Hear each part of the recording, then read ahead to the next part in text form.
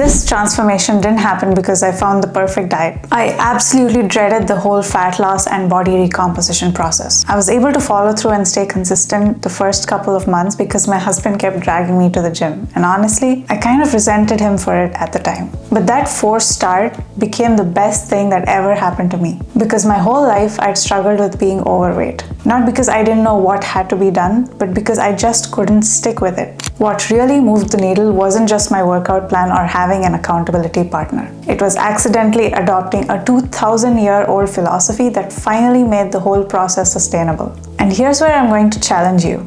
If you've been struggling with your fitness discipline, it's probably because you care too much about getting the result and fast. Let me explain. Hi and welcome back to my channel. If you're new here, I'm Kriti. I'm a data scientist by profession.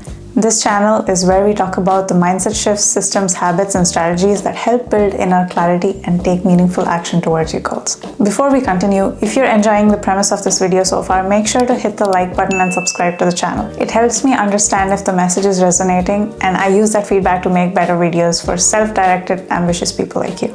Okay, so this was the problem. At the time, I understood Epictetus's philosophy. Some things are within our control and some things aren't. And I understood this intellectually, but I wasn't fully living it. My fitness plan kept failing for years. Every time I tried to change, I was completely obsessed with seeing the outcome. I wanted visible progress fast. I was constantly checking the mirror, the scale, the photos, and if my clothes fit any different. And when things didn't move, I'd get discouraged immediately. I was so frustrated. I doubt myself and find excuses for why it simply wouldn't work for me. And I must also admit, a part of my frustration came from the kind of content I was consuming. You see all these headlines like, abs in 30 days, summer body in 90 days. When you're at the beginning, you kind of internalize that timeline. You start believing that if it's not happening that fast for you, something must be wrong. Now when I look back, I don't even think those claims were necessarily false because the context was so subtle. Instagram doesn't show you how many years that person has already been training, and they certainly don't show you the metabolism they've built. Of course, it's easier for me now to get shredded in 3 months, but that's because I've been doing this for 4 years now. The foundation changes the speed of the result. When you're starting from zero, you're not just building muscle, you're building identity, discipline, routine, skill, and that part doesn't happen in 30 days. It takes years to build the foundation. So my consistency wasn't about the program failing or me not being capable enough. It was about using surface level narratives as my benchmark and then wondering why I felt emotionally unstable when my reality didn't match the highlight reel. Basically, I was obsessed with what I couldn't control. The things that don't change overnight, like your biology and physical appearance. And of course, that created emotional chaos. When your emotional state drives your actions, you become inconsistent. In fact, modern psychology like the self-determination theory also backs this up. It says that when people focus primarily on external outcomes like appearances, their persistence drops when feedback is delayed. And physical transformation is always delayed. When I first started training, I truly didn't understand which things were actually in my control versus what was out of my control. But here's what happened next. About 2 months in, something shifted. There wasn't a dramatic breakthrough, and I didn't watch some motivational video and change overnight. I just got tired of negotiating with myself. The excuses, the blaming, all of that started feeling heavier than actually just showing up. So I focused on making it as easy as possible to just show up and get it over with. I simplified everything. I decided I'd go to the gym for at least 50 minutes whenever I could, even if the original plan called for more. We ate the same meals every day because maximizing for taste and variety added mental fatigue and more resistance to the process. I followed the same gym routine and stopped searching for better programs or recipes. And I also bought clothes that made me want to show up for my workouts. Well, we've always lived in a condo with a gym, so there's no commute and there was no real excuse to be made in that aspect as well.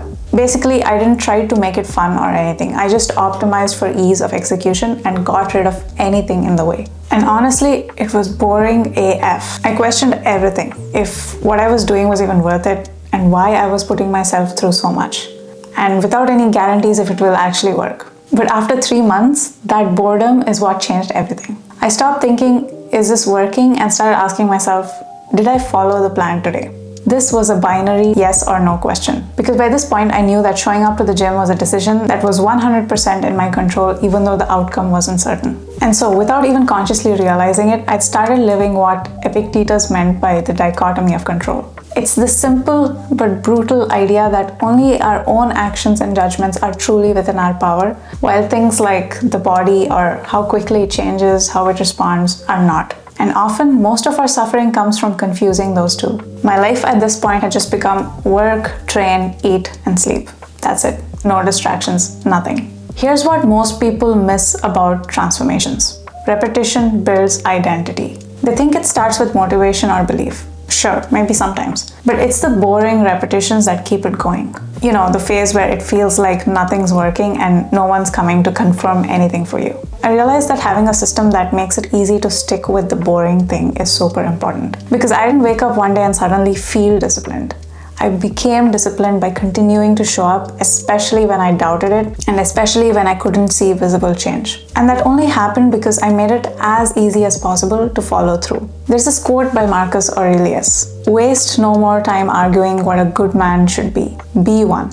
And just like that, by this point, I'd stopped arguing with myself about whether I was the type of person who could transform, whether I had the genes for it. I just did it. And after all those repetitions, I no longer felt like someone who was trying hard to change. I just felt like someone who trains. And that identity shift was everything. Because once something becomes a part of who you are, you don't need motivation for it. It's just like how you don't debate things like going to work or brushing your teeth. It's just something you do. Not having that inner conflict and not getting in your own way is the freedom. And once that identity locked in, everything else aligned automatically. My food choices, my environment, and all of my choices started supporting who I was becoming. At that point, visible progress became inevitable. And here's the famous paradox. When I stopped caring, it worked. This is the part that's kind of hard to explain unless you've experienced it. The moment I emotionally detached from the timeline and stopped thinking about how many more days of this, when will I see results, and just focused on showing up and how I felt in the process, that's when things visibly changed. I wasn't trying any harder. I just stopped letting internal chaos stop me from doing what I needed to do. When you're attached to the results, every week feels like a test. Like you're showing up and nothing's moving. But when you're detached, every week is just another rep, and your body starts responding to consistency and predictability of the routine. I mean, you're working with nature here. You know how smooth pebbles aren't formed in a day. They're shaped by years of water flowing over the same rough edges over and over again. So what makes you think your body, which is essentially a fragment of nature, will change in just under 30 days? You know, our modern lives are built on so much stimulation, like chasing variety, novelty, and instant dopamine hits. But the human body actually thrives on monotony. Things like repeated movement patterns, progressive overload, and predictable nutrition. Freedom isn't about indulgence. Most people think freedom means having the option to do nothing. I think it's actually the opposite. Freedom is doing what needs to be done now so you can do what you want later. Essentially, that's delaying gratification. Real freedom feels like choosing to eat what supports your health without that internal conflict or giving into comfort-seeking behavior. It's showing up on the bad days without negotiation because you see how it benefits you after. Basically, real freedom is being unaffected by mood swings or your mind talking you out of temporary discomfort. Focus on freeing yourself from internal resistance, and over time, your identity will shape itself around that pattern. When you stop obsessing over how the body looks, the body changes because your focus was on building the character and the conditions you needed to support the change. And character is sustainable. And just as a small footnote on freedom, keep it simple. Seriously, when I simplified whatever was within my control, from the decisions I made to all the variables in my environment, I realized that I didn't need nearly as much variety as I thought I did to survive. And I realized that I didn't need constant newness to feel complete or engaged in my life. I was enough, and my actions were enough. Living simply or minimally made it easier to focus on my goals and made me sharper. In fact, Stoic philosopher Musonius Rufus talked about simplicity and frugality as ways to strengthen character. I was incidentally practicing that, and it changed more than my physique. So looking back, the real transformation wasn't physical. It was all internal. And that's also what inspired this entire channel, The Inner Theory. Before, I used to be someone who internally negotiated and felt conflicted with discomfort. But after months of consistent effort, I was someone who simply executes. And that shift spilled into everything else, like work or having hard conversations, taking risks, and making decisions without overthinking, and so on. Because when you train yourself to act without giving into emotions in one area of life, that pattern spreads. And you develop a strong internal authority. Change happens when you stop asking, do I feel like it? And start asking, is this aligned with who I am? And that's a whole new standard. And that's where Stoicism really lives.